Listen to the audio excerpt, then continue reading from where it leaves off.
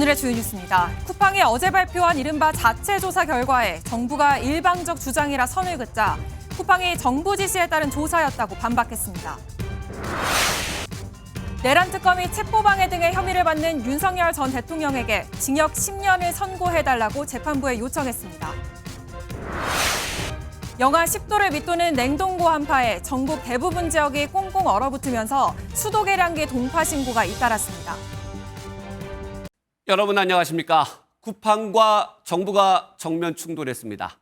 사실상 전면전입니다. 성탈절 셀프 조사, 셀프 면죄부로 비판을 받자 그동안 정부 지시에 따라 조사를 진행했다고 밝혔습니다. 자체 조사라는 정부의 어제 발표하는 정반대입니다. 그런데 MBN 단독 취재 결과 쿠팡이 말하는 정부가 어디인지 드러났습니다. 하지만 혼선은 불가피해 보입니다. 먼저 쿠팡의 오늘 기습 발표를 전민석 기자가 보도합니다. 잠수부가 흙탕물 속에서 헝겊 가방 에코백을 건져 올립니다. 쿠팡 로고가 박힌 에코백 안에선 노트북 컴퓨터와 벽돌이 함께 발견됐습니다. 개인정보 유출에 사용된 증거물을 회수할 때 촬영했다며 쿠팡이 공개한 영상과 사진입니다. 쿠팡의 조사 결과 발표 이후 자체 조사 논란이 불붙었습니다. 이에 쿠팡이 오늘 다시 입장문을 냈습니다. 이번 조사는 자체적으로 진행한 게 아니라 정부의 지시에 따라 진행했던 겁니다. 그러면서 날짜별로 지시 내용을 상세히 전했습니다. 우선 지난 1일 정부가 쿠팡과 만나 전폭적인 협력을 약속했고 9일 쿠팡 측에게 정부가 유출자와 직접 접촉할 걸 제안했습니다. 그리고 쿠팡은 14일 유출자를 만났고 이 사실을 정부에 보고했다고 밝혔습니다. 컴퓨터 하드드라이브 회수 사실은 16일에, 노트북 인양 사실은 18일에 정부에 전달했고 정부의 지시로 경찰에 증거를 제공했다고도 전했습니다. 쿠팡은 그러면서 수사 과정의 기밀을 유지하고 세부 조사 사항에 대해 공개하지 말라는 정부의 지시를 철저히 준수했다고 밝혔습니다. 쿠팡은 지난 23일 정부 요청에 따라 브리핑을 실시했고 어제 고객들에게 조사 진행 상황을 안내했다고 전했습니다. 쿠팡의 이번 입장문은 자체 조사라는 비판에 반박하고 정부에 공을 넘기며 양측이 정면 충돌하는 양상으로 번지고 있습니다. MBN 뉴스 전민석입니다. 쿠팡은 이처럼 수사에 가까운 조사 결과를 발표했지만 쿠팡이 협조한 정부에는 경찰이 들어갔을까요? 경찰은 어제 이어 오늘도 쿠팡과 협의가 없었다고 강조했습니다. 이어서 최민성 기자입니다. 경찰은 지난 21일 쿠팡 측으로부터 정부 유출 피의자가 작성했다는 진술서와 범행에 사용됐다는 노트북 등을 이미 제출받았다고 밝혔습니다. 이전에는 쿠팡과 사전 협의가 없었다며 사실상 일방 통보를 받았다는 취지로 설명했는데 내부에서는 격앙된 기류가 감지됐습니다. 문제는 경찰이 피의자를 검거하기 위한 조치를 취했는데 정작 쿠팡은 진술서까지 받아낸 뒤에도 즉각 알리지 않았다는 점입니다. 사실상 패싱했다는 지적이 나오는데 경찰은 쿠팡의 조사 과정에 대해서도 사실관계를 면밀히 확인하고 있다고 밝혔습니다. 또한 쿠팡은 지난 1일 정부와 만나 전폭적인 협력을 약속했다고 밝혔습니다. MBN 취재 결과 앞서 지난달 30일 출범한 민관합동조사단에는 경찰이 포함되지 않은 것으로 나타났습니다. 정보 유출 사고에 대한 전반적인 조사와 재발 방지 대책 마련이 주 업무였기 때문입니다. 다만 쿠팡 측의 주장이 사실이라면 피의자 접촉 사실을 정부가 경찰에게 알리지 않았다는 논란 자체는 피하기 어려워 보입니다. 정부와 쿠팡의 주장이 진실공방 양상으로 흘러가면서 양측의 입장이 분명하게 정리되어야 혼란을 줄일 수 있을 것으로 보입니다. MBN 뉴스 최민성입니다. 그럼 쿠팡이 협력했다는 정부는 어느 기관일까요? 현재 쿠팡 사태를 담당하는 민관합동조사단도 경찰도 모두 공조 사실을 부인하는 상황에서 MBN 취재 결과 이 정부 기관은 국정원인 것으로 파악됐습니다. 김세희 기자가 단독 보도합니다. 쿠팡은 오늘 낸 입장문에서 몇 주간에 걸쳐 매일 정부와 긴밀히 협력하며 라는 표현과 정부 지시에 따라 라는 표현을 썼습니다. 하지만 여기서 말하는 정부가 어떤 기관인지는 정확히 밝히지 않고 있습니다. 현재 쿠팡의 정보 유출 사건과 연관된 정부 기관은 과학기술정보통신부 장관이 팀장을 맡고 있는 범부처 TF와 민관합동조사단, 경찰 등입니다. 하지만 그 어떤 기관도 쿠팡과의 공조 사실을 부인하고 있습니다. MBN 취재 결과 쿠팡과 공조하는 기관은 국정원인 것으로 파악됐습니다. 유출자가 중국인 전 직원으로 알려진 상황에서 직접적으로 중국 현지로 수사팀을 파견할 수 없고 피의자 소환 시에는 외교 문제로도 비화될 수 있는 만큼 국정원이 물밑에서 나섰다는 해석입니다. 다만 국정원과의 공조 사실은 쿠팡 내부에서도 극히 일부만 알고 있는 것으로 알려졌습니다. 쿠팡 정보 유출 사태에 정통한 한 관계자는 국민적 공분이 확산하는 상황에서 빠른 사태 수습을 최우선에 두고 국정원이 나선 것 같다고 밝혔습니다. 국정원이 쿠팡에 직접 지시해 정보 유출 중국인과 접촉하고 진술을 받는가 하면 증거품도 경찰에 제출하도록 했다는 주장입니다. MBN 뉴스 김세희입니다. 쿠팡과 정부의 전면전 양상에 여당인 민주당은 쿠팡을 더욱 압박했습니다.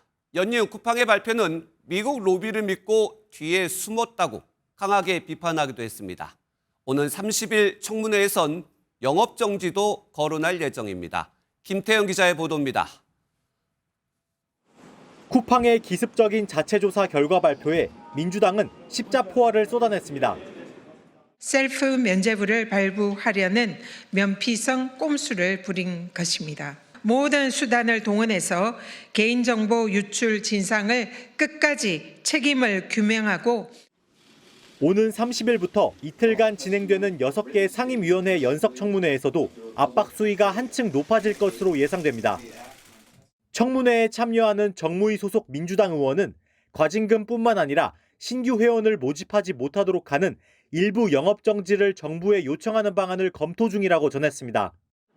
지난 5월 SK텔레콤이 유심 해킹 사태로 50일간 신규 영업 중지 조치를 받았던 사례와 유사합니다.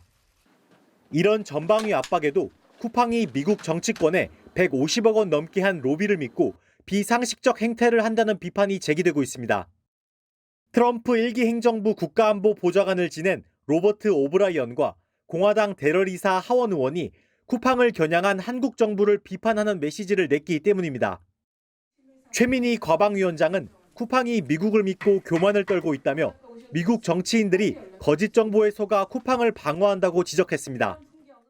한미 통상 문제로 번질 우려에도 민주당은 국민적 분노를 고려해 쿠팡을 향한 강경 대응을 계속 이어갈 것으로 보입니다. MBN 뉴스 김태형입니다. 쿠팡은 셀프 조사 결과 실질적인 피해자를 3,000명이라고 밝히면서 공분을 샀습니다. 그래서 3,000명만 보상하는 게 아니냐는 지적이 나오자 일단 3,370만 명 전체 피해 고객을 대상으로 보상에 나설 것으로 보입니다. 정설민 기자입니다. 쿠팡은 개인정보 유출 사태와 관련해 고객 보상 방안을 마련하고 있다고 밝혔습니다. 관건은 보상 규모입니다. 쿠팡은 3,370만 명 피해 고객 전체를 대상으로 보상에 나선다는 방침입니다. 자체 조사 결과 실질적인 피해자는 3,000명 정도라고 밝히면서 보상 규모를 줄이려는 꼼수라는 비판이 나왔지만 이를 전면 부인했습니다. 이렇게 쿠팡으로부터 개인정보 유출 안내 문자를 받았던 이용자라면 모두 보상을 받을 수 있을 것으로 보입니다. 다만 보상 시기와 방법에 대해서는 아직 정해지지 않았다고 밝혔습니다. 하지만 쿠팡이 실질적 피해자가 3,000명이라고 특정한 것이 향후 집단소송 배상액을 줄이기 위한 도구가 되는 것 아니냐는 의구심은 남습니다. 지금까지 집단소송 참가자는 약 50만 명. 여기에 9개 소비자 단체는 1,000만 명을 모아 공동소송에 나서겠다고도 밝혔습니다. 이번 소송은 쿠팡이라는 거대한 공룡 기업을 상대로 소비자의 권리가 살아있음을 증명하는 싸움이 될 것입니다. 이런 상황에서 재판이 진행되면 쿠팡은 이들이 직접적인 피해자가 아니기 때문에 배상액을 지급할 수 없다는 논리를 펼 가능성이 있다는 지적이 나옵니다. 쿠팡이 앞으로 내놓을 보상안이 들불처럼 번지는 소송에 어떤 영향을 줄지 주목됩니다. MBN 뉴스 정설민입니다. 연이틀 정부와 충돌하면서 쿠팡의 기습 발표가 있었습니다. 쿠팡은 왜 정부와 전면전까지 나서는 걸까요? 이 모든 것은 잠적한 김범석 의장이 지휘하는 걸까요? 산업부 이승민 기자와 뉴스 추적해 보겠습니다. 이 기자, 자꾸 의문이 남는 게 쿠팡은 왜 그리고 정부와 이런 의문이 계속 남습니다. 정부의 지시대로 여러 가지 협조를 했다면 이런 발표도 정부와 사전 조율이 있었을까요? 네, 일단 쿠팡이 발표한 자료를 보면 정부와 협의해 중국인 직원을 조사했다고 했지 네. 정부와 협의해 발표했다고 하지는 않았습니다. 저희가 단독 보도해드린 것처럼 국정원과는 협의가 있었던 것으로 확인됐습니다. 하지만 경찰은 쿠팡 측과 사전 협의가 없었다고 밝힌 상황이라 지금 쿠팡이 공조하고 지시받았다는 정부는 국정원일 가능성이 높은 상황입니다. 쿠팡도 문제지만 정부와의 공조도 그리 매끄러워 보이진 않습니다. 네, 어제 대통령실 주재로 정책 긴급 회의까지 열었으니까 정부에서 다 공유가 됐을 텐데 경찰이 패싱당했다. 그래서 이해가 가지 않는 정부의 공조입니다. 그렇다면 지금부터 궁금증을 하나씩 펼쳐보도록 하겠습니다. 지금 뒤에 보니까 노림수예요. 첫 번째. 쿠팡이 이렇게까지 기습적으로 발표하는 노림수. 의도는 뭘까요? 네, 저희가 쿠팡 내부를 취재해 보니까 다급한 움직임, 분위기가 감지됐습니다. 네. 지난 14일 쿠팡이 중국으로 직접 넘어가 중국인 직원을 만났고 21일에는 진술서와 컴퓨터도 모두 경찰에 제출했습니다. 하지만 이후에는 경찰이나 정부에서 나온 조사 발표는 없었죠. 경찰이 무리하게 신병 확보에 나섰다가 외교적으로 문제가 될 수도 있기 때문이기도 합니다. 시간이 지날수록 여론이 악화하고 있고 탈팡 움직임이 계속 확대되는 상황을 보고만 있을 수 없었을 것이란 분석이 우세합니다. 또 국회 청문회를 앞두고 피해는 제한적이고 통제됐다는 프레임을 선점하려는 의도라는 분석도 나옵니다.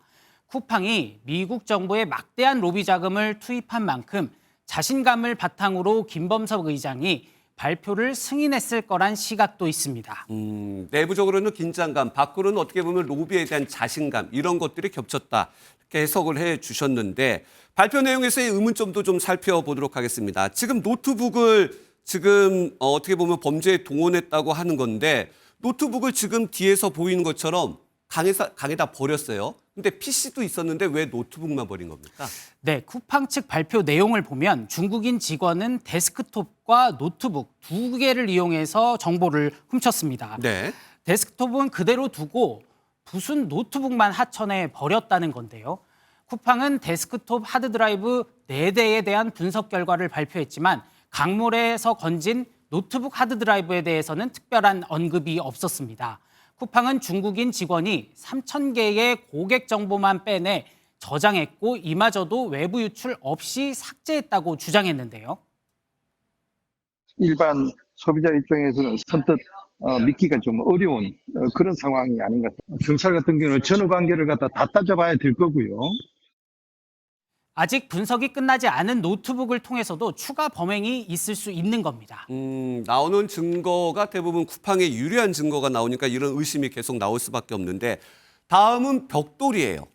뒤에 보아도 의문점이 벽돌인데 벽돌을 넣어서 노트북을 버렸다는 얘기는 감췄다는 얘기 아니겠습니까? 근데 어떻게 이렇게 쉽게 발견이 된 겁니까?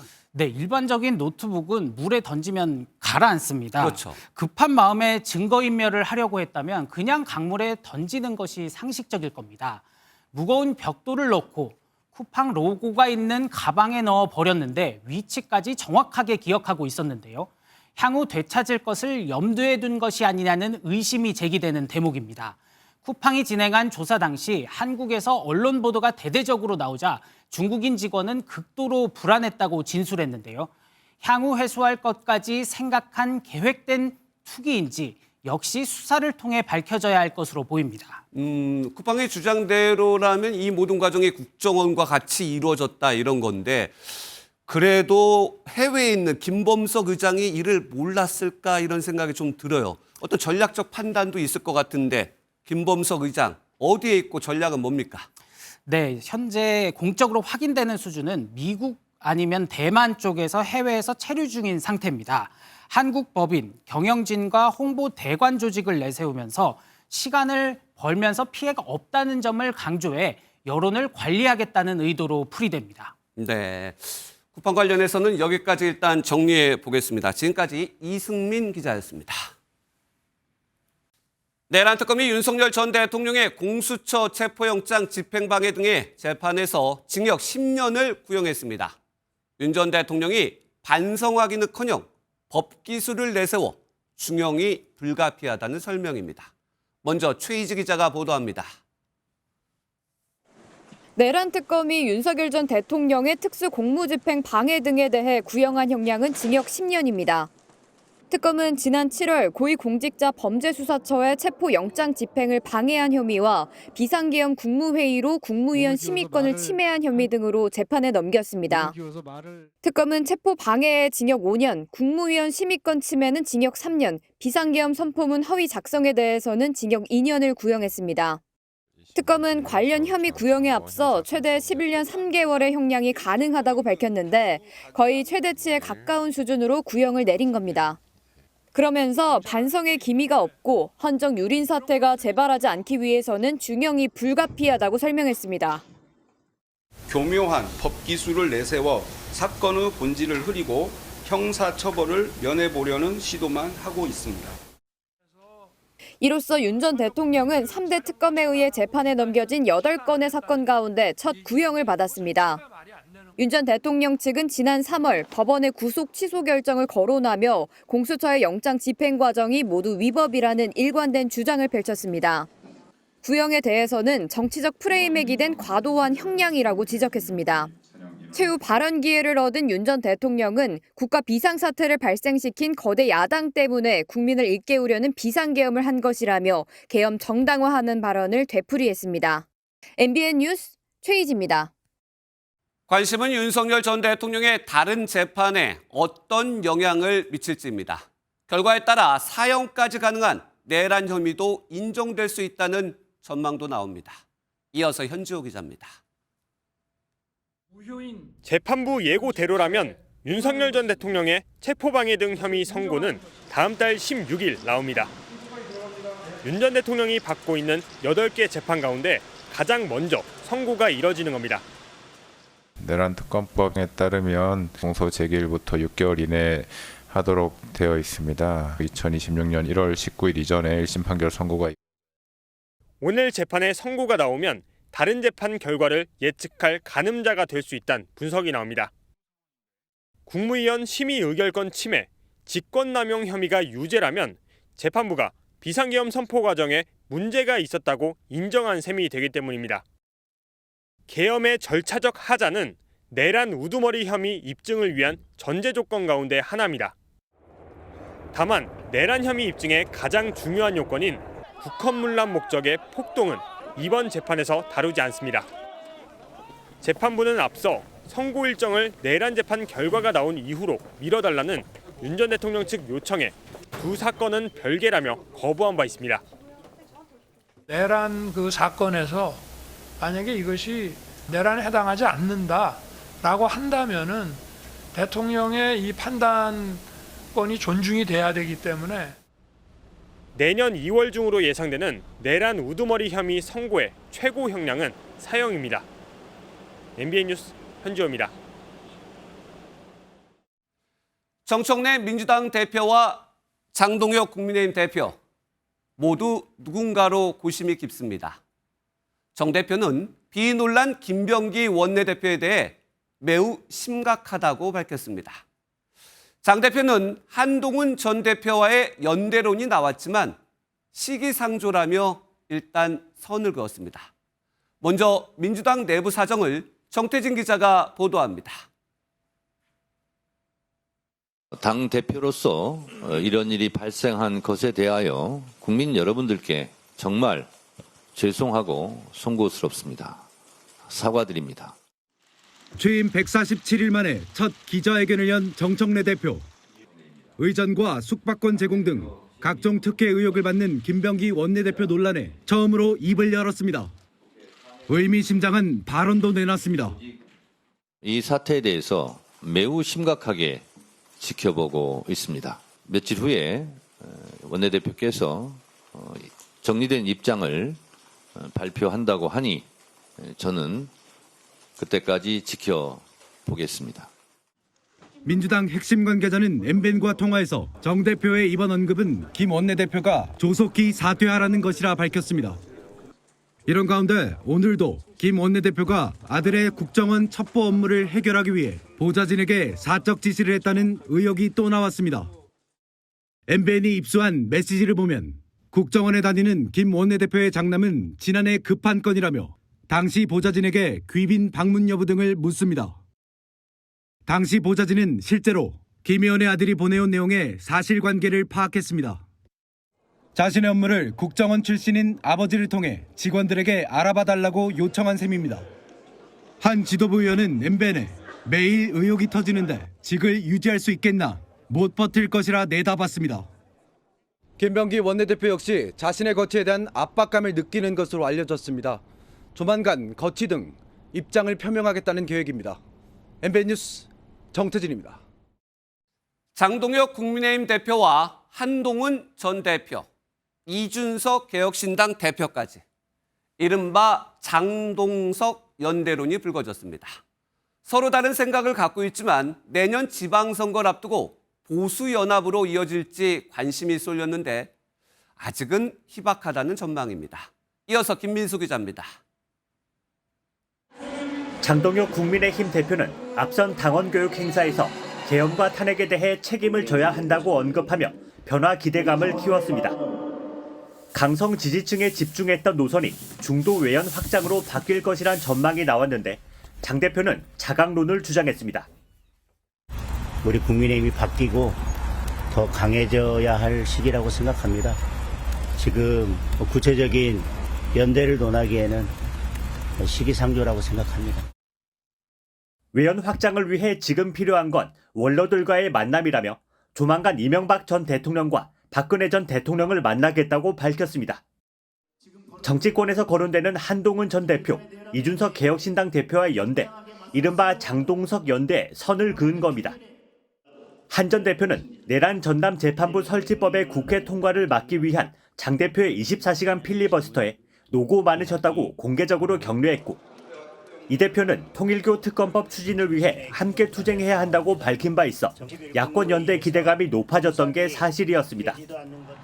하지만 100만 당원을 돌파하며 지지층 결집이 가시화된 만큼 장 대표는 먼저 당내 입지를 더 강화하려는 것으로 풀이됩니다. 지난달 광주를 찾은 장동혁 대표는 다음 주 1박 2일 일정으로 호남을 방문해 민심 잡기에 나섭니다. MBN 뉴스 김민수입니다. 예, 정신이 번쩍 드는 추위에 오늘 하루 잘 보내셨는지요? 한파에 강원도에선 폭포가 빙벽으로 변했고 충남에선 바닷물이 얼어 고깃배 발이 묶였습니다. 서울도 체감온도가 영하 20도까지 떨어지면서 말 그대로 냉동고 추위 그 자체였습니다. 장진철 기자가 취재했습니다.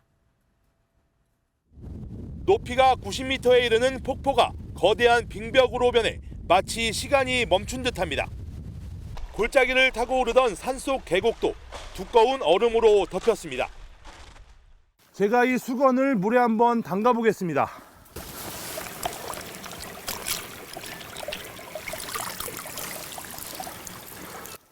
수건이 얼어서 펴지지가 않습니다. 겉에는 이렇게 살얼음이 얼었습니다. 강력한 한파에 바닷물도 얼어붙었습니다. 고깃배들은 얼음에 갇혀 꼼짝달싹 못합니다. 어민들은 굴 양식장에 나가지 못해 걱정입니다. 풍랑 때문에 못 나가는 출항도 있겠지만 결빙에 의해서 출항을 못하는 경우. 추위가 반가운 곳도 있습니다. 매서운 한파를 기다리던 황태 덕장은 올겨울 첫 덕거리에 나섰습니다. 명태는 겨우내 눈과 바람, 추위를 견디며 노르스름한 황금빛 황태로 재탄생합니다. 오늘 강원 화천 산간이 영하 22.7도까지 곤두박질했고 서울도 영하 11.8도로 올겨울 최저 기온을 기록했습니다.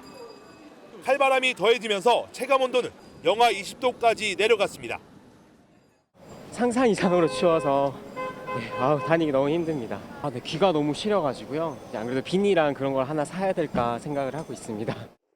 현재 경기와 강원 북부, 충북은 한파 경보, 서울과 강원 영서, 경북은 한파주의보가 발령 중입니다.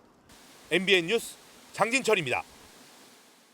예, 4년 전 이맘때쯤엔 꽁꽁 얼어붙은 한강 위로 고양이가 걸어 다닐 정도였습니다. 그런데 오늘은 냉동고 한파에도 한강의 수심이 얕은 곳도 얼지 않았는데요. 그 이유가 뭔지 강세현 기자가 전해드립니다. 이틀 전 서울 최저기온은 영하 1도. 오늘은 기온이 10도 넘게 떨어져 영하 11도 아래로 곤두박질 쳤습니다. 오늘은 조금 더 기온이 많이 더 내려간 것 같아서 더 춥네요. 발도 너무 차갑고 손도 시려서 양손에 핫팩 끼고 출근했습니다. 올해 12월은 온화한 날씨를 보이다 깜짝 추위가 찾아오는 일이 반복되고 있습니다. 이번 달 초에도 서울은 최저기온이 사흘 만에 11.7도가 떨어졌습니다. 추위가 지속되는 기간은 줄었습니다.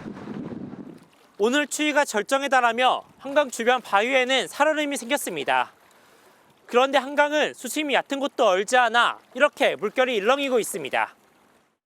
3, 4년 전 이맘때쯤 한강 곳곳이 얼어붙었던 것과 비교됩니다. 강이 얼려면 강추위가 5일 이상 이어져야 하는데 올겨울 서울은 영하 7도 아래로 떨어진 날이 사흘 이상 지속된 적이 없습니다. 대기 상층부에서 부는 제트기류가 강하고 곱게 흐르며 서쪽에서 몰려온 찬 공기가 동쪽으로 빠르게 빠져나가기 때문입니다. 이번 추위도 내일 오전까지 이어지다 차차 누그러지겠습니다. 27일 토요일 아침까지 평년보다 2에서 7도 낮은 영하 10도 안팎의 추위가 이어지겠지만 낮부터 찬 공기의 영향에서 점차 벗어나면서 기온이 올라 일요일에는 평년과 비슷하거나 높은 기온이 예상됩니다. 기온이 급하게 변하면 각종 질환에 걸릴 위험이 커지는 만큼 노약자는 기상청 예보를 확인하고 날씨에 맞는 옷을 입고 외출해야 합니다. MBN 뉴스 강세현입니다. 네, 하지만 수도가 얼기엔 충분한 날씨였습니다. 물을 틀어두면 동파를 막을 수 있다는 건 많이들 아시지만 수도 요금도 아깝고 또 도대체 어느 정도로 틀어야 하는지는 막연하실 겁니다. 주진희 기자가 알려드립니다. 서울의 한 복도식 아파트 가정집에서 수도 계량기 동파 신고가 들어왔습니다. 복도는 넘친 물로 얼어붙어 버렸습니다. 계량기가 동파가 나가지고 저희가 와서 이제 계량기 안에 솜과 헌옷 등을 가득 넣었는데도 동파가 발생하자 주민은 너무너무 속상합니다.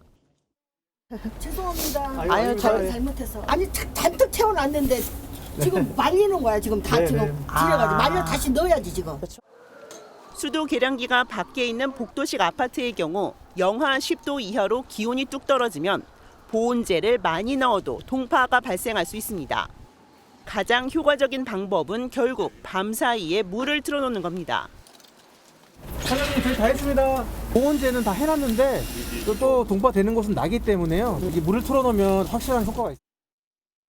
동파를 예방하기 위해서 밤사이 물을 얼마나 틀어놔야 되는지 감이 안 잡힙니다. 그럴 때 필요한 것은 바로 이 종이컵 한 개와 시계입니다. 33초에 종이컵 한 개가 찰 정도로 졸졸 틀어놔야 동파 방지 효과가 있는 겁니다. 33초 안에 종이컵 하나 정도 받을 정도인데 이렇게 틀어놔도 밤새 동안 틀어놔도 수도 요금이 한 300원 정도밖에 안 되기 때문에 이번 겨울에 들어온 동파 신고만 251건으로 서울시는 오늘 올겨울 첫 동파 경계를 발령했습니다. MBN 뉴스 주유진입니다. 사건 소식도 전해드립니다. 마약 투약 혐의를 받는 남양유업 창업주의 외손녀 황하나 씨가 구속 갈림길에 놓였습니다. 수사선상에 오른 상태에서 해외로 도피했다 체포된 만큼 구속은 불가피할 전망입니다. 조성우 기자입니다. 남양유업 창업주 외손녀 황하나 씨에 대한 구속 전 피의자 신문이 오늘 오전 열렸습니다. 황 씨는 두꺼운 패딩 점퍼 모자를 눌러쓰고 마스크로 얼굴을 가린 채 출석했습니다. 태국과 캄보디아에서도 마약 투약하셨습니까? 수사 피하려고 도피했나요? 황 씨는 지난 2023년 지인에게 마약을 투약한 혐의로 경찰 수사선상에 오르자 돌연 태국으로 출국했습니다. 이후 태국과 캄보디아에서 2년간 도피 생활을 이어오던 황 씨는 자진 귀국 의사를 밝혔고 국적기 탑승 전 체포돼 압송됐습니다. 경찰은 황 씨가 지인에게 마약을 투약한 경위와 마약 입수 경로 등을 집중 추궁할 전망입니다. 또 해외 도피 기간에도 추가적인 마약 투약이나 또 다른 불법 행위가 있었는지도 캐물을 것으로 보입니다. 캄보디아 현지에서 성매매를 알선했다는 의혹까지 제기된 만큼 이에 대한 사실관계에도 관심이 쏠리고 있습니다. 황 씨는 앞서 집행유예 기간 중 또다시 필로폰에 손을 대 실형을 살았던 전력이 있어 구속을 피하기는 어려울 것이란 관측이 나옵니다. 황 씨에 대한 구속영장이 발부된다면 마약 투약 혐의와 함께 캄보디아 현지 성매매 알선 의혹에 대한 수사 역시 탄력을 받을 것으로 보입니다. MBN 뉴스 조성우입니다. 저속노화 열풍을 주도하며 대중의 관심을 받았던 정의원 교수가 최근 전혀 다른 이유로 뉴스에 오르내리고 있습니다. 오늘은 또 새로운 내용의 문자가 공개됐습니다. 사회부 정혜진 기자와 사건 추적으로 이어갑니다. 이 논란의 파장이 방송계는 물론이고요. 공직사회, 유통계로까지 번지고 있는 상황인데 일단 간단히 그동안의 내용부터 짚어보죠. 네, 현재 이제 논란이 된 부분이 정 박사가 함께 일해왔던 여성전 연구원 A씨에게 스토킹과 협박을 당했다고 고소한 사실이 알려지면서 해당 논란이 알려졌습니다. 네, A씨도 정 박사를 저작권 침해, 위력에 의한 강제 추행, 스토킹 등 혐의로 맞고소했는데요. 양측은 현재 언론의 입장문을 연일 발표하며 대립하고 있습니다. A씨는 이 과정에서 성적 피해 사실이 드러나면서 고통을 받고 있다고 전했습니다. 사실 왜곡을 바로잡기 위해서 부득이 성적 피해 사실을 대중에게 밝힐 수밖에 없는 상황이고요. 큰 고통을 느끼고 있습니다. 서로를 맞고소하면서 이렇게 공방이 치열한 가운데 오늘 문자 하나가 공개됐어요. 네, 정 박사가 A씨에게 보낸 문자 메시지가 오늘 공개가 된 건데요. 여기에는 정 박사가 살려달라, 10월 20일 일은 정말 후회하고 있다는 내용이 담겨 있습니다. 10월 20일은 정 박사가 저작권 침해 문제에 항의하기 위해서 자택으로 찾아온 A씨를 스토킹으로 신고한 날이고요. 이 문자를 보낸 날은 A씨 측이 지위를 이용한 반복적인 성적 요구가 있었다는 입장문을 낸 바로 다음 날입니다. 그렇군요. 그럼 여성을 스토킹으로 신고한 날에 대해 후회한다. 그리고 이 정 박사가 성적 요구를 했다는 입장문이 나온 그 날에 대해 그 다음 날 이렇게 살려달라는 문자를 보낸 셈인데 정 박사의 입장은 어떻습니까? 네, 정 박사는 이 문자는 정 박사가 심리적으로 매우 힘든 상황에서 보낸 개인적인 메시지라고 밝혔습니다. 그러면서 당사자 동의 없이 사적인 대화를 공개하는 것은 부적절하다고 밝히면서 일부만 또 공개하는 것은 명예훼손 소지가 있다고 반박하고 있습니다. 저희는 명백히 스토킹 범죄의 피해자입니다. 엄벌할 거라는 입장은 전혀 변한 게 없습니다. 수사를 통해서 모두 엄정하게 밝혀질 거라고 생각합니다. 수사를 통해 밝혀질 것이다라는 입장인 건데 지금 수사는 어떻게 진행되고 있습니까? 네, 정 박사 측은 현재 고소인 조사는 받았다고 전했습니다. A씨 측은 경찰의 출석 요구를 받았지만 입장 발표 일정 등으로 한 차례 출석을 미룬 상태여서 아직 조사는 받지 않았다고 전해졌습니다. 경찰은 서로 다른 주장이 첨예하게 엇갈리는 만큼 제출 자료를 토대로 신중하게 사실관계를 확인하고 있습니다. 이 과정에서 양측의 추가 진술이나 자료 제출에 따라 논란이 더 이어질 가능성도 제기되고 있습니다. 여기까지 듣겠습니다. 사건 추적 정혜진 기자였습니다. 이번엔 물가 소식입니다. 밥상에 자주 올라오는 달걀 값이 걱정입니다. 한 판 가격이 다시 7,000원대로 올라섰는데요. 게다가 올해 평소보다 10배나 전염성이 높은 조류독감이 퍼지고 있어 달걀 값에 비상이 걸렸습니다. 배준우 기자가 보도합니다. 서울의 한 대형마트. 마트를 찾은 여성이 가격과 성분을 유심히 확인한 뒤에야 달걀을 장바구니에 담습니다. 가장 싼 무항생제 달걀 30개들이 한 판은 7,600원. 훌쩍 높아진 가격에 발길을 돌리기도 합니다. 일주일에 한 판 정도는 먹는 것 같아요. 아이들은 엄청 계란 좋아하고 잘 먹고 있어요. 아무래도 부담이 많이 돼서. 지난달 6,000원대였던 계란 가격은 한 달 만에 7,000원대로 1,000원가량 올랐습니다. 평년 가격보다 8.3% 높은 수준입니다. 조류독감으로 살처분된 알 낳는 닭이 올 겨울에만 300만 마리에 달하고 수입 사료값과 전기요금 등이 오른 탓입니다. 문제는 올해 조류독감이 심상치 않다는 것.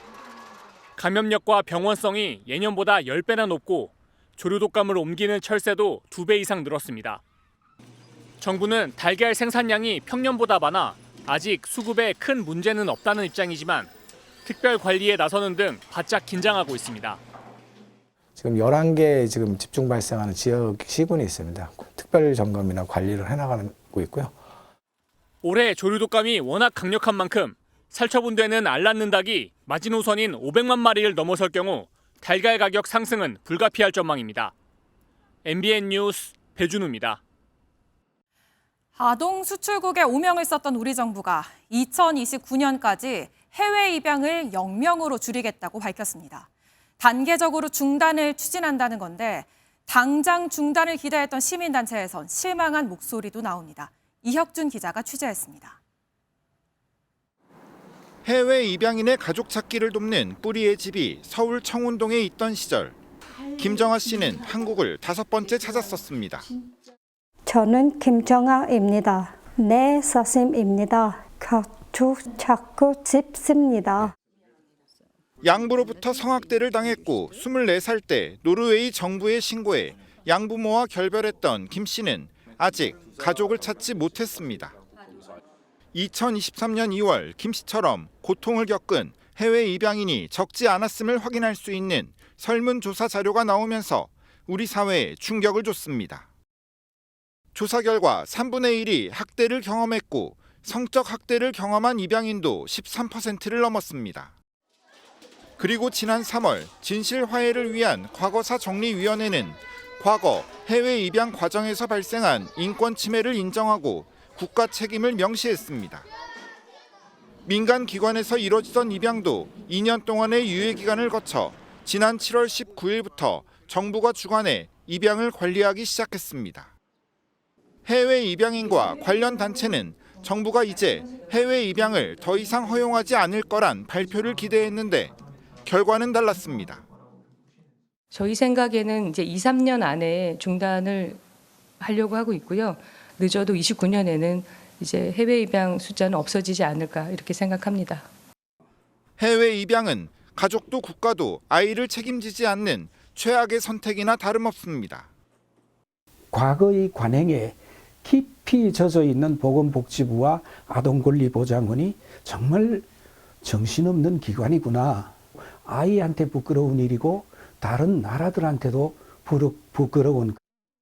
지난 70년 동안 해외 입양시킨 20만 명에 대한 뿌리찾기 지원 확대도 아동정책 청사진엔 포함하지 않았습니다. 재정난을 겪던 뿌리의 집은 2년 전 서울 부암동으로 자리를 옮겼습니다. 정부의 무관심 속에 게스트하우스는 사라졌고 사무실만 남았습니다. 2023년 7월까지 20년 동안 뿌리의 집 게스트하우스에 머물며 가족을 찾았던 해외 입양인은 5천여 명에 달했습니다. MBN 뉴스 이혁준입니다.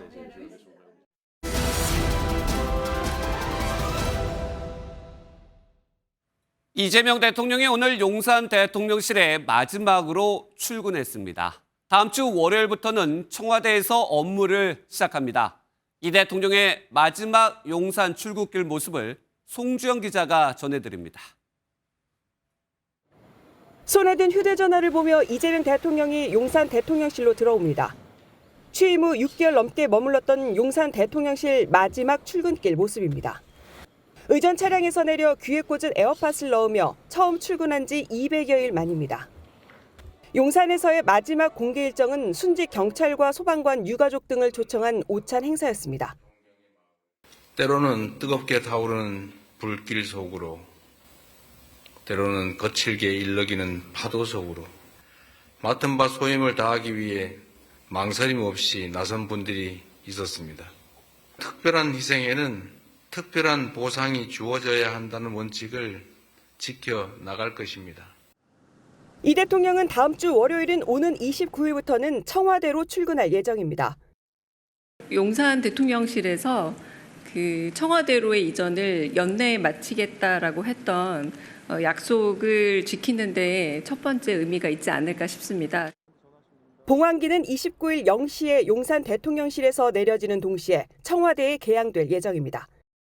이때부터 대통령실 명칭도 청와대로 바뀝니다. 이런 이유로 이 대통령 신년 연합장에도 용산 대통령실이 아닌 청와대 로고가 담겼습니다. 국민에게 돌아온 국정 운영의 중심을 보여주는 상징을 담았다는 게 대통령실의 설명입니다. 이재명 대통령은 집권 2년차를 이곳 청와대에서 시작합니다. 이 대통령은 신년 메시지에서도 돌아온 청와대에서의 도약과 새 출발을 강조할 예정입니다. MBN 뉴스 송주영입니다. 사진 속 인물, 미 국무부가 700만 달러, 우리 돈 100억 원이 넘는 현상금을 내걸었습니다. 심연섭이라는 북한 남성으로 북한 해커들이 탈취한 암호화폐를 현금화하는 어둠의 은행가로도 불립니다. 그 과정을 강명호 기자가 취재했습니다. 지난 10월 유엔 안전보장이사회의 대북 제재 이행 여부를 감시하는 다국적 제재 모니터링팀 MSMT는 북한이 지난해 1월부터 지난 9월까지 탈취한 암호화폐 규모가 4조 원에 달한다고 밝혔습니다. 대북 제재로 해외 노동자 파견 등이 어려워진 북한으로선 암호화폐 탈취는 외화벌이를 위한 주요 수단입니다. 미국의 월스트리트 저널이 북한이 탈취한 암호화폐를 현금화하는 역할인 심연섭이란 인물을 집중 조명했습니다. 북한 해커들이 암호화폐를 탈취하면 추적을 방지하기 위해 여러 과정을 거쳐 심연섭과 같은 어둠의 은행가들에게 전달됩니다. 암호화폐는 다시 외국 브로커를 통해 달러로 교환되고 각종 물품 구매에 쓰입니다. 이렇게 확보된 외화는 각종 무기 구매나 또 다른 외화벌이 수단인 가짜 담배 제조에 활용됩니다. 지난 7월 미 국무부는 심연섭에 대한 현상금으로 700만 달러, 우리 돈 약 101억 원을 책정한 바 있습니다. 1983년 평양에서 태어난 심연섭은 심알리, 심하심 등으로 불리며 주로 아랍권에서 활동했습니다. 규정이 약한 국가나 그런 곳에 페이퍼 컴퍼니를 만들어서 활동할 가능성이 높습니다. 아무래도 북한에 대해서 덜 적대적인 국가에서. 월스트리트 저널에 따르면 심연섭은 지난 2022년 아랍에미리트에서 추방돼 중국 단둥으로 이동한 것으로 추정됩니다. MBN 뉴스 강용입니다. 미국에서 교환학생이나 인턴십을 할 때 J1 비자 프로그램을 이용합니다. 그런데 수백만 원의 수수료를 내고 비자를 받아 막상 미국에 갔더니 정화조 청소만 강요받았다면 어떨까요? 현대판 노예라는 지적까지 나옵니다. 한여의 기자가 전해드립니다. 외국 청년들이 미국에서 일과 연수를 통해 문화적 경험을 쌓을 수 있는 제도인 J1 비자 프로그램. 참가자를 모집해 서류를 관리하고 미국 내 안전한 일자리나 연수기관과 연결해주는 단체를 스폰서라고 합니다. Are you a student? Why are you interested in America? 그런데 스폰서들이 연수생들을 열악한 노동 환경에 내몰고 있다는 문제가 제기됐습니다. 한국인 사례도 있습니다. 대학생 강 씨는 지난 2023년 일생일대 기회라 홍보하는 스폰서를 통해 약 720만 원의 수수료를 내고 미국에 갔습니다. 하지만 인디애나주의 한 제철소로 보내져 정화조 청소를 강요받았고 불만을 제기하자 해고당했습니다. 이 과정에서 스폰서는 아무런 도움도 주지 않았고 결국 소송까지 해야 했습니다. 근로시간 위반과 산재 등 형태도 다양합니다. 30년 넘게 운영된 한 스폰서는 매년 70억 원이 넘는 수입을 올렸지만 일부 연수생들은 하루 19시간씩 일에 시달렸습니다. 또 다른 스폰서를 이용한 독일 학생은 농장에서 일하다 두개골이 함몰되는 사고를 당했습니다. 막대한 수수료를 챙기면서 정작 노동 조건이나 안전 문제에는 눈을 감는 겁니다. 미국 내 고용주와의 관계를 유지해야 하기 때문입니다. 현대판 노예제라는 말까지 나오는데 감독을 해야 할 미국 국무부도 뒷짐을 지고 있다는 지적이 나옵니다. MBN 뉴스 한여입니다. 국제 소식으로 이어갑니다. 평화의 의미가 큰 성탄절에 트럼프 대통령은 아프리카 나이지리아를 공습했습니다. 이곳에서 이슬람 국가 IS 테러리스트들이 기독교인들을 살해해 왔다며 성탄절에 맞춰 미사일 공격에 나선 겁니다. 워싱턴에서 강영구 특파원이 보도합니다. 미 해군 이지스 구축함에서 불꽃과 함께 미사일이 발사됩니다. 아프리카 나이지리아 북서부 소코토주의 의신에 있던 이슬람 국가 IS 연계 무장 세력을 겨냥한 공습입니다. 트럼프 대통령은 IS 테러리스트들을 상대로 강력하고 치명적인 군사 행동을 가했다고 전했습니다. 이어 IS가 기독교인들을 지속적으로 살해해 왔다며 학살이 멈추지 않는다면 더 많은 테러리스트가 죽게 될 것이라고 경고했습니다. And may very well go into that now disgraced country, guns are blazing, to completely wipe out the Islamic terrorists who are committing these horrible, horrible atrocities. 하지만 나이지리아 사태는 단기간에 해결되기 어려울 것이라는 전망입니다. 나이지리아 인구 가운데 기독교인과 무슬림 비율이 거의 절반씩이라는 점도 갈등을 키우는 요인입니다. 최근 기후변화와 사막화로 생존 압박을 받은 무슬림 유목민들이 기독교인 농경지대로 이동하면서 작물 훼손과 물 사용을 둘러싼 충돌이 잦아졌습니다. 여기에 나이지리아 정부의 치안 통제력이 약화된 틈을 타 IS 무장 세력이 개입하면서 갈등은 종교 분쟁 양상으로 확대됐습니다. 이런 가운데 피트 헤그세스 미 국방부 장관은 추가 공격 가능성도 시사했습니다. 트럼프 대통령이 강경 행보 의지를 피력하면서 또 다른 갈등을 예고하고 있습니다. 워싱턴에서 MBN 뉴스 강영구입니다. 멕시코에서 달리던 버스가 협곡으로 떨어지는 사고가 났습니다. 10명이 숨지고 30명이 넘게 다쳤습니다. 보도에 강재묵 기자입니다. 버스 바퀴가 하늘을 향한 채 뒤집혔습니다. 시민들은 분주히 부상자들을 옮깁니다. 크리스마스 이브인 현지 시각 24일, 멕시코 동부 벨라크루스주에서 달리던 버스가 협곡으로 떨어졌습니다. 이 사고로 어린이 1명을 포함해 최소 10명이 숨졌고 32명이 다쳐 병원으로 이송됐습니다. 크리스마스 저녁, 지하철 안 사람들이 도망치듯 달립니다.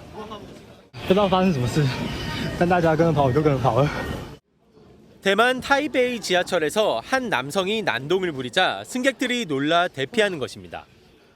남성은 우산을 든 채 유리와 벽을 두드리며 고함을 지른 것으로 알려졌습니다. 지난 19일 타이베이에서 벌어진 흉기 난동 사건 탓에 공포감이 대만 사회 전반에 퍼졌다는 분석이 나옵니다. 面对到我们很难以理解的，然后找不到原因的事情，我们都会变得有一种恐惧。或许是会不会下一个是我？ 조사 결과 해당 남성은 흉기나 위험 물품은 소지하지 않고 있던 것으로 확인됐습니다. 미국에서는 유럽으로 향하던 국제선 여객기에서 빈대에 물려 피해를 봤다는 가족이 항공사에 손해배상 소송을 제기했습니다. 빈대가 무는데도 승무원이 적절한 조치를 취하지 않았다며 20만 달러, 우리 돈으로 3억 원을 물어내라고 주장했습니다. MBN 뉴스 강재묵입니다. 중국의 기술 개발 속도가 무섭습니다. 이번엔 최고 시속 700km의 자기 부상 열차 실험에 세계 최초로 성공했다고 밝혔습니다. 항공기가 보통 시속 800-900km로 운항하는 걸 감안하면 비행기 속도에 거의 근접한 수준입니다. 베이징 김한준 특파원입니다.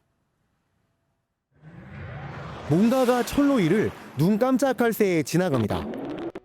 다른 각도에서 살펴보니 자기 부상 철로 위에서 달리는 소형 열차입니다. 중국 국방과기술대학 연구팀이 공개한 실험 영상인데 1톤짜리 열차가 2초 만에 시속 700km까지 가속한 뒤 바로 급정지하는 모습이 담겼습니다.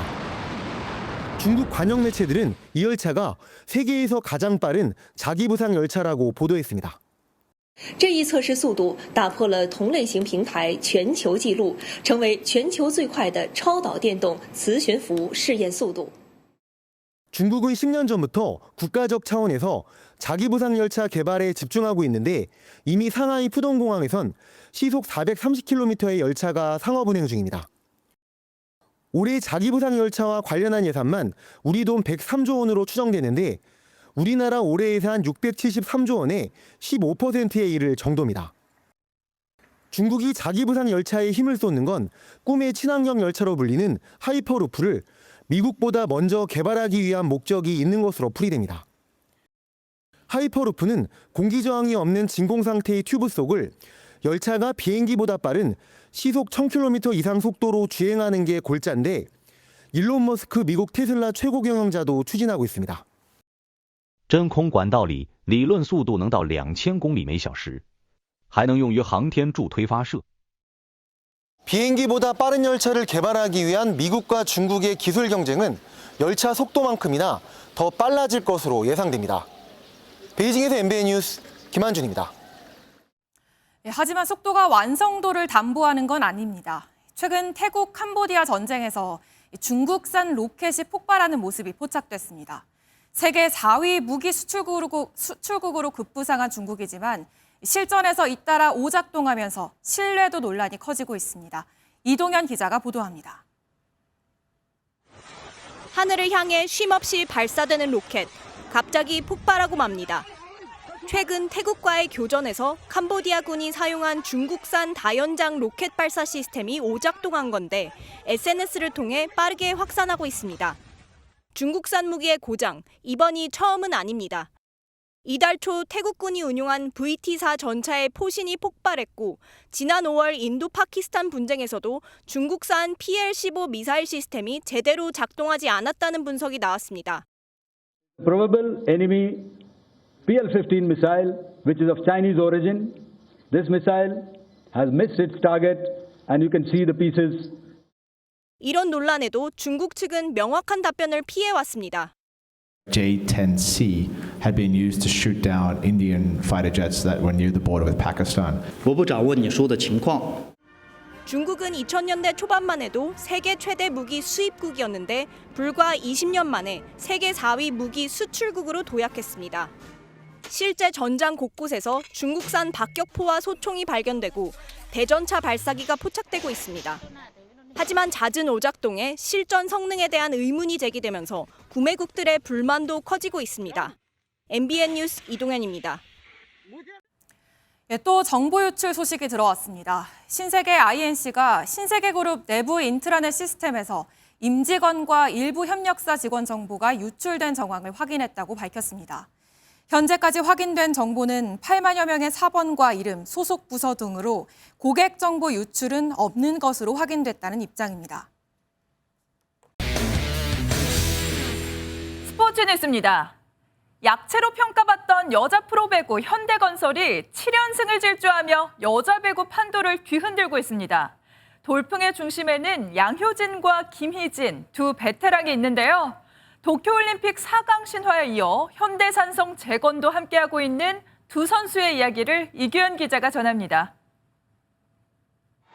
최근 4시즌 동안 정규리그 1위를 2번이나 했던 현대건설은 이번 시즌 우승 후보 투표에서 한 표도 받지 못했습니다.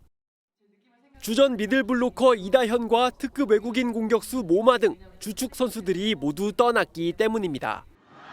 하지만 예상을 비웃듯 7연승을 달리며 선두 도로공사를 승점 1점 차로 바짝 추격하고 있습니다. 반전 드라마의 중심에는 살아있는 전설 양효진이 있습니다. 19년차 베테랑 양효진은 사상 첫 8,000득점, 블로킹 1,650개 등 전무후무한 기록을 써내려가며 팀의 상승세를 이끌고 있습니다. 새로 가세한 베테랑 김희진 역시 팀의 활력을 불어넣고 있습니다.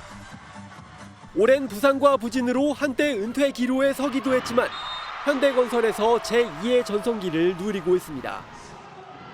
2021년 도쿄올림픽 4강 신화를 합작했던 두 베테랑이 뭉치자 현대건설은 블로킹 1위를 굳건히 지키며 현대산성의 위용을 뽐내고 있습니다. 어릴 때 워낙 대표팀에서 지냈던 시간이 많았어서 되게 지금 편하게 또 잘 지내고 또 어떻게 보면 나이가 이제 동년배 이렇게 같이 되다 보니까 서로 통하는 것도 많은 것 같아요.